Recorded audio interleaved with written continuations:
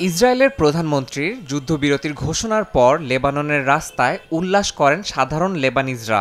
অন্যদিকে নিজ বাড়িতে ফিরতে পেরে কান্নায় ভেঙে পড়েন অনেকে। রাজধানী বৈরুত ও এর আশেপাশের অঞ্চলে কিছুটা স্বস্তি দেখা গেছে, তবে দক্ষিণাঞ্চলে উদ্বেগ এখনও কমেনি। শরণার্থী শিবিরগুলোতে আশ্রয় নেয়া মানুষদের কাছে এই যুদ্ধবিরতি মানে শুধুই ঘরে ফেরার স্বপ্ন।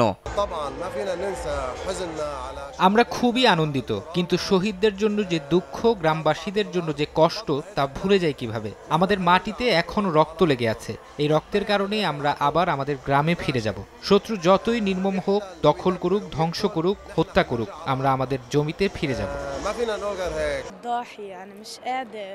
আমি চেয়েছিলাম যুদ্ধটা শেষ হোক, আর আল্লাহর রহমতে যুদ্ধ শেষ হয়েছে। এখন আমি অপেক্ষা করছি বাড়ি ফিরে যেতে, আবার স্কুলে ভর্তি হতে। লেবানিজরা এই ঘোষণাকে শান্তির পথে একটি পদক্ষেপ বলে মনে করলেও ইসরায়েলের প্রতি সন্দেহ রয়েই গেছে। তেল আবিবের প্রতিশ্রুতি ভঙ্গের ইতিহাস তাদের ঘরে ফেরার আশা পূরণে বাধা হয়ে দাঁড়াতে পারে বলে শঙ্কাও প্রকাশ করেছেন অনেকে। ইয়াসিন মোহাম্মদ জিসান, সময় সংবাদ।